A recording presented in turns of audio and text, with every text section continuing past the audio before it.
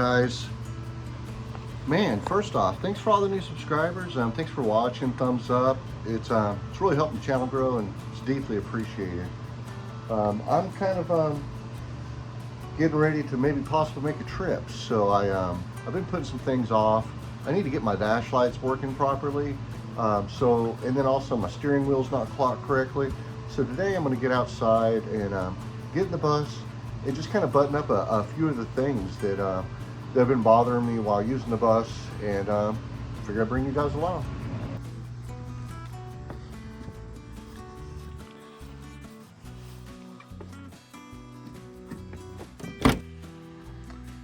All right, open this thing up and let some heat out of it. Get the windows open on it, and yeah, I've got a few different things that have been bothering me while I'm running this thing. Get up in here. One of them is I can barely see my instruments at night, and this glass is like all loose in here, and I don't have the knobs on here. So I'm going to go ahead and probably in my steering wheel, let me see, get my wheels straight here. I locked it. Well, basically my steering wheel sits like this while I'm going down the road rather than the way it's supposed to. So that's another thing that's been kind of bothering me. So I'm going to go ahead and see if I can get the steering wheel off. And while that's off, I'll pull that off, see if I can figure out what the deal is with my lens on there. And then also I had a while back purchased all of the little things that hold the light bulbs in the dash. Mine are not wanting to stay indexed in their little space. So I'm going to replace some of those. And then also I need to figure out what the deal is with my oil pressure light. It's not working. It used to work, it's not working now. I bought a new sender, and for the life of me, I don't have a socket that will get down in the hole to loosen it on a Type 4 motor where I can pull it out of there. So I got to figure that out also. But yeah, those are a few of the things I'm working on. Oh, and I was underneath the bus looking for a squeak, and I found a tie rod on the driver's side that's so freaking loose that I can move it just up and down, and it's squeaking and making noise. So I've got one of those coming too. Time you're messing with this stuff, be sure you unconnect your battery.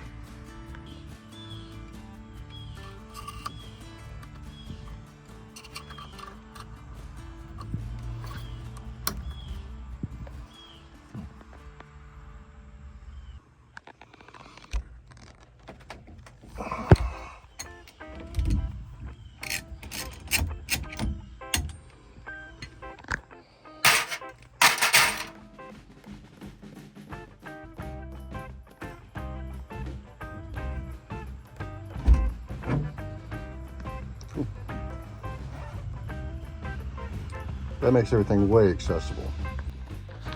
You can kind of see once I get this out here what I'm kind of dealing with. Like that right there, that is not locked in. It's just kind of sitting there. So let me go get my parts and we'll see if we can get that something put in there. This is the part number. I think it's Brazilian. But yeah, it's a bulb socket square twist. So let's get this out of there and see if we can get it to lock into the dash. Okay, basically at this point, I'm going to chase down wires that are hanging. Went ahead and pulled the radio out. About to upgrade that too. And yeah, now I need to get all of these little bolts out right around the edges of this where I can get in there and see what the deal is with that lens while it's flipping around. All right, guys, it's kind of opened up a wormhole. I got in there, found all types of loose wires. So I've gone through, fixed all the ends that were not good, put new connectors on them, cleaned up connectors, and I rewired the cigarette lighter with bigger gauge wire because it was on a little bitty tiny wire. Put a new ground in, and I also got the glass here. Check this out. I got the glass for the speedometer siliconed in and drying, so hopefully that will cure what ails it. And I got new light bulbs on all of it, and so I got to clean that up. That's just on the outside here, but we'll get that cleaned up, and hopefully that will make a tremendous difference on the lights. I have ran a wire from the very back of the bus from the actual breaker, the fuse block that I put in that's connected directly to the lithium. My replacement radio I'm going to put in here, I'm going to wire it directly to the lithium. That way if I'm hanging out and I want to listen to music and stuff, I don't have to worry about taking chances of burning up my points or something. Next thing I'm going to do is that this thing has never been really attached properly, and so I'm going to go ahead I'll show you what I got. Those clips that go on the back of that dash, man, if you look online and stuff, they're like $40–50 for the little clips. I was at Walmart earlier getting a silicone, and I saw these on the clearance aisle, and they're little brackets, little metal brackets. I'm gonna make that work. So let's see what I can do with this. It's kind of hard to see that, but anyway, it need to focus. Clips right in place, hooks right up under the dash. Then just gotta figure out how to get the bottom ones on. That's perfect, $1.50. All right, guys, that is absolutely solid in there. Went no modifications. Now the ones on the top, you have to take those little bendy things and make a hook up, and the ones on the bottom, you had to flip them and to put them in where that they would get taut. But yeah, that's completely locked in there. So another big step. This is pretty cool. I just found one of these, and it's old crusty, and it's not blue. I think the one on this side's supposed to be blue, but it's the only one I have that's working. The other ones are not functioning. So anyway, now I can open that vent on the front of the bus and close it. That's a big plus, especially when it's hot. Now I got to figure out how to actuate between, I guess this one's the defrost and not the defrost. So got to figure that one out, but I'll figure it out. Next thing is I got to get this little cage in for the radio. So let me grab this thing real quick. All right, it's just like a traditional slide in for a Den 1. It's got the little pin, all the deals around the top that you bend up, do them all the way around the bottom too. That way you're in there nice and secure. All right, now let's go on to the next step. It's getting a little warm out there and stuff. I really haven't gotten too far into it and stuff as far as what I'm putting in. But basically, I've been blessed with a great sponsor on this video, which was the ATOTO radios, which is probably the nicest floating head 10-inch unit that I've ever seen. I'll share some of the features with you as we go along. But as a little bit of a kind of a, teaser, this thing is freaking awesome. And singled in, so it'll work in the bus, and this actual head unit actuates in and out and left to right, so it makes it really convenient to put it into like a really custom situation where you're trying to get it just right. Some of the things that it comes with, which I was super shocked about, one being that it has a let me get this out of here, it's got a dash cam with it that actually connects to the radio, and you can record everything on an SD card, which I thought was cool. It also has rear reverse light, our camera, which is mind-blowing. The thing has an actual SIM card that you can reload that allows you to be able to remotely monitor your vehicle, which is crazy cool. But it also gives you access to navigation through the SIM card, or you can actually use your phone as a hotspot. It's got everything. I can't wait to get it in here and show it off to you guys, so let's keep going. I don't know if I'll get it all done tonight, but I'm gonna try to get as much as I can done. One of the things when you're installing the dash cam is that you wanna make sure that you clean the surfaces that you're gonna use the 3M tape with a little bit of rubbing alcohol. So you wipe it on there, clean up also the mount on the camera, and let it off gas for a minute before you go ahead and install it. It's literally just this little box that's right above my mirror, and it actually has a switch to adjust it up and down where I can put it in the right position outside. And then I ran the wire across here, which will be under my headliner. Now, unfortunately, I couldn't get inside here, and I didn't want to drill a hole and get it down in there. So I just went ahead and just ran it down this edge here. It's not a big deal. And then it just tucks right in right here in the corner of the dash. Got it coming out over here. All the extra stuff is kind of wound up on a zip tie right now until I could figure out my cord management. But yeah, so far, day one down. Let's get this done this weekend. All right, now I have the dash cam and the backup camera wired in. Came through the hole here, and you have this adapter that you plug in to both of them that goes into the back of the head unit. All right, I've got it plugged, all the wires plugged in on it. I ended up putting my satellite receiver up here on the dash. It says as long as it's out of the view of the vehicle, we'll see how that works. Of course, we got our forward-facing cam. I mean, at this point right now, I just need to go put a fuse in the fuse box and see if this bad boy comes on. All right, fuse is in. It's firing up for the first time. Don't know what it's gonna do. Hello. There it goes. Okay. All right, right now it's doing a software update, so it's gotta wait for that to get done and we'll go on to the next thing. It takes a couple minutes for it to like link up with your CarPlay and stuff. So right now I'm just kind of working through that, and I'll get back to you guys here in a minute when it's all up and going. Nice. Got my nav going on. Do my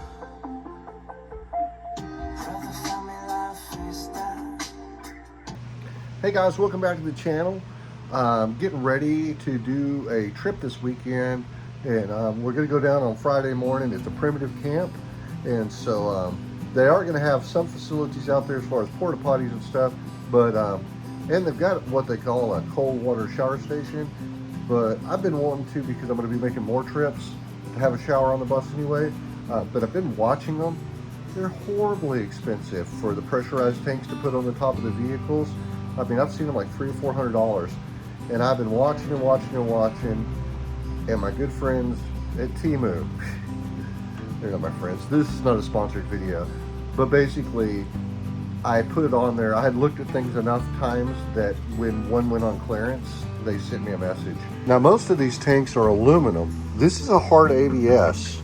It's 5.5 gallons. Just says it takes 2.5 hours in direct sunlight to get up to 60 degrees. Comes with all the hardware to mount it, and it's got a little shower head kit and a bag to put it all in when you're not using it, a mount to put on the bus to put the shower when you're there. And so yeah, I gotta figure out how I'm gonna mount this on there. The fit's pretty good across the top here. Problem is how it lines up with the rails underneath. Let me get the mounts and see how that goes. See up underneath there's that fitting. It comes down the bottom here. That's where the shower head valve thing goes to, which works out perfect because this section of my rack, I plan on putting one of those flip out shower curtains down. That way I can grab a shower while I'm out and actually open the door and get into the bus. Definitely need to find a better way of doing this. I'm gonna use this thing. If you don't have one, definitely worth the money. It's like a little air compressor. Use it all the time. So this is what happens when you overfill it. It's like, it blows off the valve. I got 16 PSI in there right now. Let's see how this goes. So I'd say once I get the tent on the side of this thing, I'll be able to jump out and get cleaned up and spray off. Try to hike the right height. The ant comes down on a hose, so that makes it nice. I think I could also probably do dishes with this thing. All right, guys, get the little deal. Got a shower. And put some more air in it, looks like. Interesting. Figure that part out. That's a 15 PSI. And yeah, well, that's enough to get a shower at a campground. Rinse off if you're feeling funky. I haven't really let it just run for a little bit. And I mean, I can turn it down too, to where it's not so much. I mean, I've got maybe about a halfway, but that'll do for a little bit. Still going. Well, it's 5.5 gallons. Of course, you want to use, save as much as you can, but that's gonna work. I had to change that. It was super loose. Another repair I'm having to do before I hit the road is there's no bushing on the front edge of my shifter. I got one. Just gotta get this thing cleaned up and greased up and get a bushing back in there. All right, guys, in order to get the shift shafts seal in there, you gotta get this thing out of the way. It's just a single bolt. Can you see that? Single bolt, undo it, remove it, slide this back, put the bushing in, grease it up, slide it back in. All right, I got that all cleaned up. Used a little bit of the super clean and cleaned the bushing up, re-greased it, bolted this back together. Should be good to go for another round, at least for another 7 or 8 months. That's how long the last one lasted. All right, guys, got out here first thing this morning, hit the bottom of the car with the old super clean. Thank you, super clean, for supporting the channel. I just think I've got like a bell that was too loose. I pulled it off and bent it, and now it's super tight holding the valve cover up there. I checked all my push rod tubes. I don't see that any are leaking on this side. So I'm gonna send it.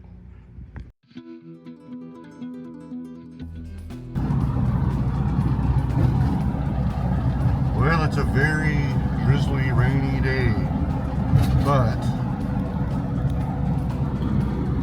it's time to head to the harvest. About to go meet all the guys. I'm very tired. It's gloomy outside, and we got a 4-hour drive with a bunch of old Volkswagens, so we'll see how this goes.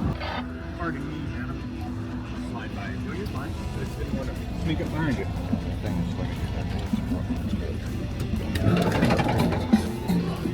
Yeah, I'll just play around here. I didn't bring a fucking guitar.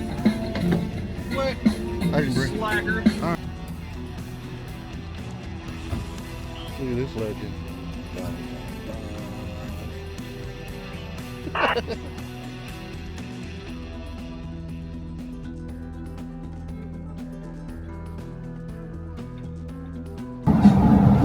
And the journey begins.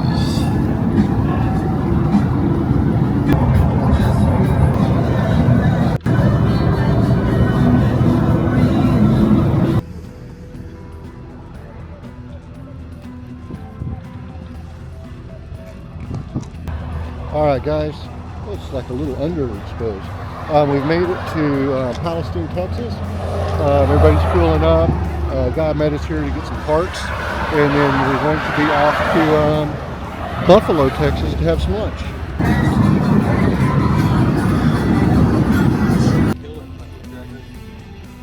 It's the pedal on the right, Bill. Whatever. I've given it all I got to give, especially on the hills. I would like to run my bus across the skeleton pass. Is that how far it was? It's 31 miles, 93 gallons? That's about right. That's about, yeah. How much you put in there? I put almost 5 in there. Oh, my goodness. So I get 8 miles to a gallon.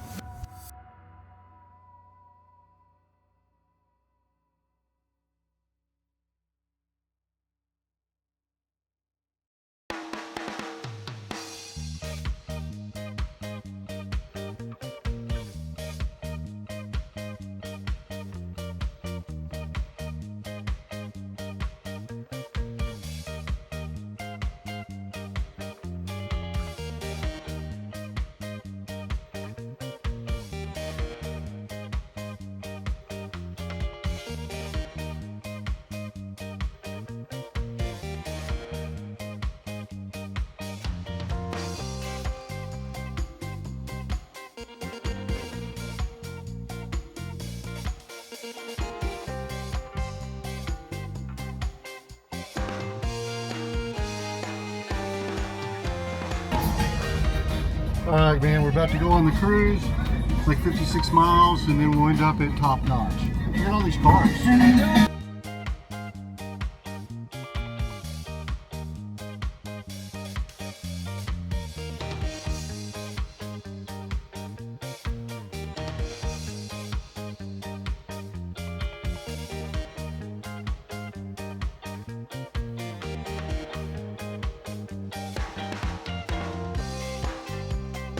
Well, we went out to check out this lake, super nice lake, but we lined up the entire dam with vintage Volkswagens. It's so killer out here. What a good time. Thank you.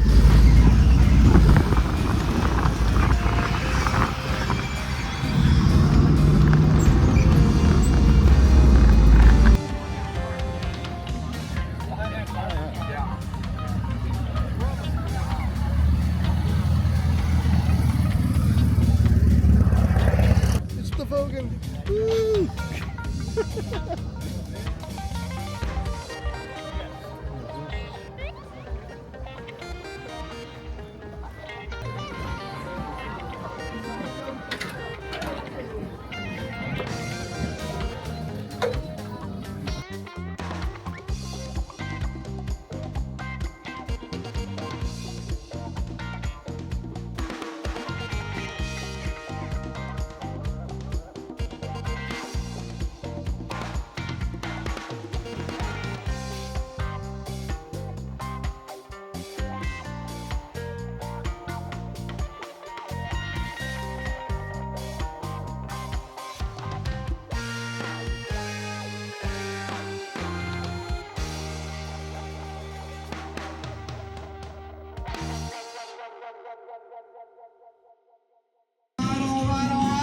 and gentlemen, we are getting close.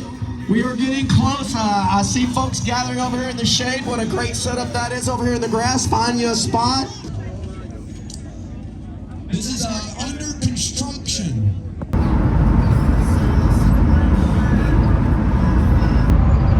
Well, guys, the show is done. We're starting our 4-hour trip home.